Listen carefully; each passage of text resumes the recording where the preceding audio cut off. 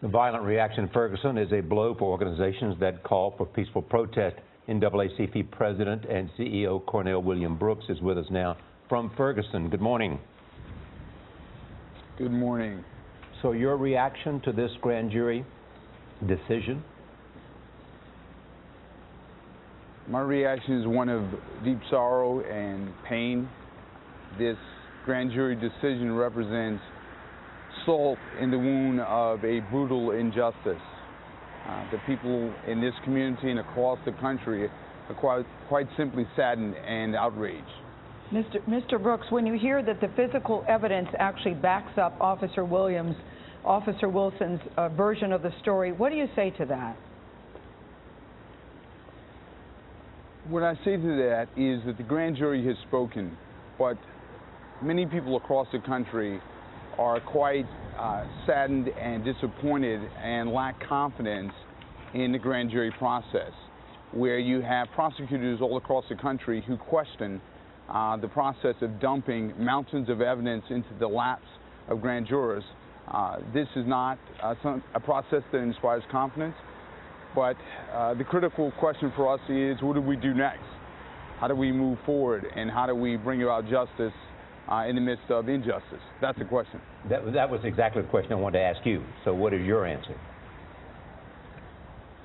Well, I think it's critically important that the Justice Department continue its investigation of the Ferguson Police Department and the St. Louis County Police Department. The NAACP is going to be marching from the home of Michael Brown in Ferguson to the home of the governor in Jefferson City, 100 miles, 7 days. We do not intend to relent. We do not intend to stop our call for a whole-scale, fundamental reform of policing in this country. You know, Martin Luther King once said that a riot is the language of the unheard. Last night, the president appealed for calm in the streets, but the people who probably needed to hear it didn't hear it because they were out on the streets causing the violence. Nobody is winning in Ferguson today, Mr. Brooks. So what is your strategy? How do you keep the protest peaceful? And what is your message to the people who are causing the violence? The message of the NAACP is quite simply this. We do not honor the memory of Michael Brown by engaging in acts of violence. It was violence that led to his death. We're calling on people in Ferguson, in Missouri, and across the country and joining us in a march from the home of Michael Brown in Ferguson to the home of the governor in Jefferson City. We're calling on people to push for a change in policing, a change in the way we police our communities. We're calling for legislative reform. We're calling for the kind of systemic, fundamental reform that can change this country and prevent future deaths.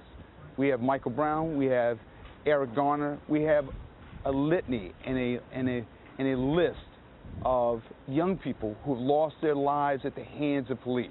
This cannot be tolerated. It can't go on, and we have to step up and do something about it, and that we intend on doing.